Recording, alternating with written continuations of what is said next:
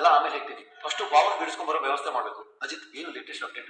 ಅಪ್ಪನ ಆಫೀಸ್ 1 ವಾರ CCTV footage ಸಿಕ್ಕಿದೆ ಮಾವ. ಅದರಲ್ಲಿ ಅಪ್ಪಂದೇನು ತಪ್ಪಿಲ್ಲ ಅಂತ ಎವಿಡೆನ್ಸ್ ಸಿಕ್ಕಿದೆ. ಈಗ ಎವಿಡೆನ್ಸ್ ನ ಪೊಲೀಸ್ ಸ್ಟೇಷನ್ ಕೊಟ್ರೆ ನಾವು ಅಪ್ಪನ ಬಿಡಿಸ್ಕೊಂಡ್ ಬರ್ಬೋದು. ಅದ್ ಯಾರು ಅಂತ ಗೊತ್ತಾಗ್ಲಿ. ಅವ್ರಿಗೆ ಸರಿಯಾಗಿ ಹಾಕಿ ರುಚಿ ತೋರಿಸು. ಅವ್ರು ಮಾಡಿರೋ ಕೆಲಸಕ್ಕೆ ದೊಡ್ಡ ಗಡ್ಡ ಹತ್ರ ಖಂಡಿತ ಕಾದು. ಮಾವ, ನಾನು ಹೋಗಿ ಯೂನಿಫಾರ್ಮ್ ಹಾಕೊಂಡ್ ಬಂದ್ಬಿಡಿ. ನೋಡಿ, ಅಪ್ಪನ ಆಫೀಸ್ಗೆ ಇವರಿಬ್ಬರೇ ಬಂದು ಪೆಸ್ಟಿಸೈಡ್ಸ್ ಹಾಕೋ ತರ ವೇಷ ಹಾಕೊಂಡು 50 ಲಕ್ಷನ ಲಾಕರ್ ಅಲ್ಲಿ ಇಟ್ಟವ್ರು. ಅದನ್ನ ಒಪ್ಕೊಂಡಿದ್ದಾರೆ. ಅದಕ್ಕೆ ಬೇಕಾಗಿರುವಂತ ಎವಿಡೆನ್ಸ್ ನ ನಾನು ನಿಮ್ಗೆ ಕಳ್ಸಿಕೊಟ್ಟಿದ್ದೀನಿ ಆಲ್ರೆಡಿ. ಇದರಲ್ಲಿ ಅಪ್ಪಂದೇನು ತಪ್ಪಿಲ್ಲ ಅಂತ ಅವ್ರನ್ನ ರಿಲೀಸ್ ಮಾಡಿ ಇವ್ರನ್ನ ಕಸ್ಟಡಿಗೆ ತಗೊಳ್ಳಿ ಪ್ಲೀಸ್. Okay sir. ರಮೇಶ್, ಇವರಿಬ್ಬರನ್ನು ಕಸ್ಟಡಿಗೆ ತೊಗೊಳ್ಳಿ. ಹಾಗೆ ರಾಮನಾರಾಯಣ ಅವ್ರನ್ನ ಕರ್ಕೊಂಡು ಬನ್ನಿ. ನಾನು ಹೇಳಿದ್ನಲ್ಲ, ನೀವು ಯಾವ ತಪ್ಪು ಮಾಡಿಲ್ಲ ಅಂತ ಹೇಳಿದ್ರೆ ಕಾನೂನಿಗೆ ಹೆದರೋ ಅವಶ್ಯಕತೆನೇ ಇರ್ತಾ ಇದೀವಿ. ನಿಮ್ಗೋಸ್ಕರ ಮನೇಲಿ ಎಲ್ಲರೂ ಕಾಯ್ತಿದ್ದಾರೆ. ಬನ್ನಿ ಮನೆ. Thank you. ಸೊ ಪ್ರೊಸೀಜರ್ ಏನಿದೆ ಅದನ್ನ ಮುಗಿಸ್ಕೊಂಡು ಹೊರಡು. Okay sir. ನಡಿ, ಸೈನ್ ಆಗ್ಬಿಡಿ. ನೋಡಿ, ನಾನು ಈ ಮನೆ ಸೊಸೆ. ಇಷ್ಟೊಂದ್ ಜನ ಇಲ್ಲಿಗೆ ಸೇರೋ ಅವಶ್ಯಕತೆ ಇಲ್ಲ. ಇದು ನೀರು ನಿಮಗ್ ತುಂಬಾ ಕುತೂಹಲ ಇದೆ ಅನ್ನೋದಾದ್ರೆ ನೀವ್ ಇಲ್ಲೇ ನಿಂತ್ಕೊಂಡಿರ್ಬೋದು. ಭೂಮಿ, ಮೀಡಿಯಾದವ್ರ ಮುಂದೆ ಏನ್ ಹೇಳ್ಬೇಕು ಏನ್ ಹೇಳ್ಬಾರ್ದು ಅಂತ ಗೊತ್ತಾಗಲ್ವಾ ನಿಂಗೆ? ಅಂಜು, ನೀನ್ ಈ ರೀತಿ ಮಾತಾಡಿದ್ರೇನೆ ಅವ್ರು ನಿನ್ 3 ಸತಿ ಝೂಮ್ ಹಾಕಿ ಒಳ್ಳೆ BGM ಮಾಡ್ತಾರೆ. ದಯವಿಟ್ಟು ಸುಮ್ಮನೆ ಇರ್ತೀಯಾ? ನೋಡಿ, ಇದು ನನ್ನ ಕುಟುಂಬ.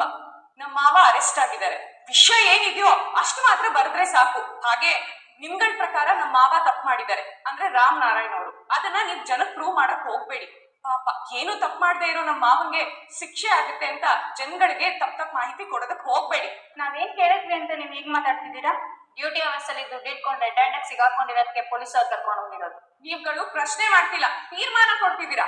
ಇಷ್ಟಕ್ಕೂ ನಿಮ್ಗೆಲ್ಲ ಯಾಕಿಂತ ಕೆಟ್ಟ ಕುತೂಹಲ? ನಾನು ಹೇಳ್ದೆ ತಾನೆ ನಮ್ಮ ಮಾವ ಕೆಟ್ಟವ್ರಲ್ಲ ಅಂತ.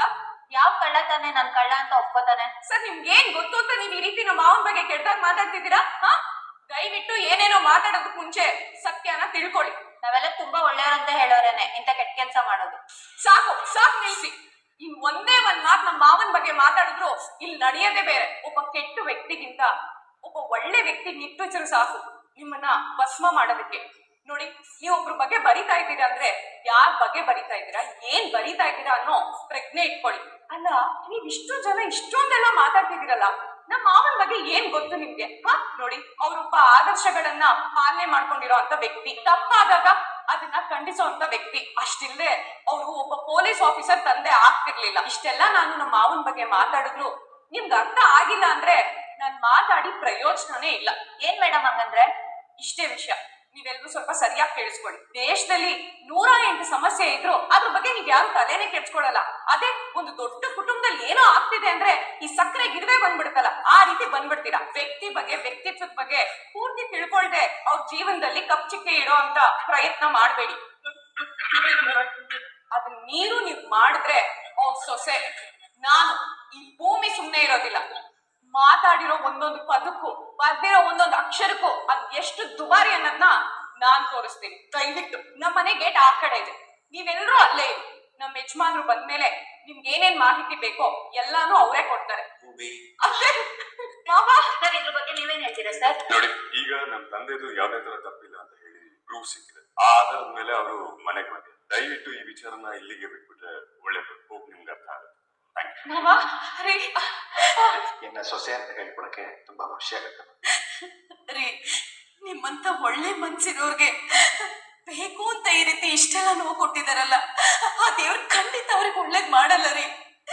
ಆ ದೇವ್ರ ಅವ್ರಿಗೆ ಶಿಕ್ಷೆ ಕೊಟ್ಟೆ ಕೊಡ್ತಾರೆ ರೀ.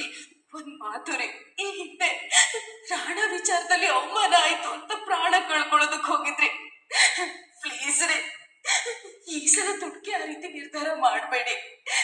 ನಿಮ್ ಕೈ ಮುಗಿತಿದ್ದೀರಿ, ಬೇಕಾದ್ರೆ ನಿಮ್ ಕಾಲ್ ಹಿಡ್ಕೊತಿದ್ರಿ. ಸಂಗೀತ, ನೋಡು, ನನ್ನ ಮಕ್ಕಳು, ನನ್ನ ಕುಟುಂಬ ನನಗೆ ಅಗಾಧ ಶಕ್ತಿಯಾಗಿ ನಿಂತಾಗ ಇಂಥ ಯೋಚನೆ ಮಾಡೋದನ್ನ ನಾನು ಅವತ್ತೇ ಬಿಟ್ಬಿಡ್ತೀನಿ. ನೀವ್ ಯೋಚನೆ ಮಾಡೋ ಹಾಗೂ ಇಲ್ಲ. ನೋಡಿ, ಯಾರೋ ಏನೋ ಹೇಳ್ತಾರೆ ಅಂತ ನೀವ್ ತಲೆ ಕೆಡ್ಸ್ಕೊಳೋ ಅಗತ್ಯನೇ ಇಲ್ಲ. ನೀವೇನು ಅಂತ ನೀವ್ ನಮ್ದವ್ರಿಗೆ ಎಲ್ಲಾರ್ಗೂ ಗೊತ್ತು. ಹಾಗೆ ನೀವು ಪ್ರೂವ್ ಮಾಡೋ ಅವಶ್ಯಕತೆನೂ ಇಲ್ಲ.